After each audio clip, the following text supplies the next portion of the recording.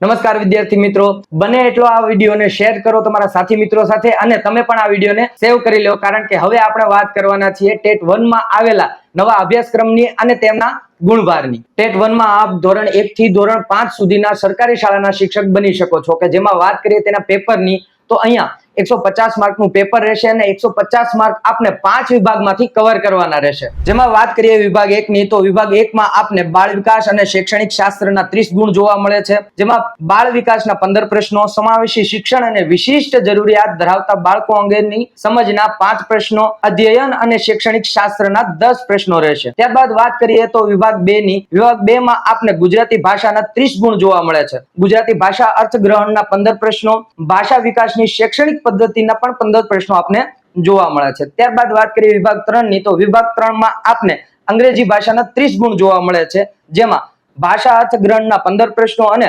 ભાષા વિકાસની શૈક્ષણિક પદ્ધતિના 15 પ્રશ્નો રહેશે।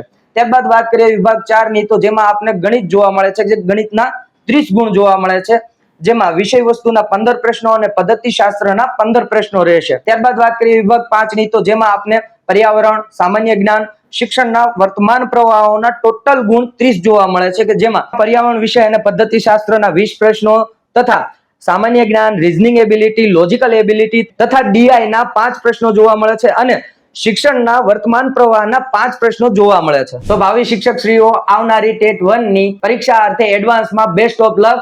Thank you so much.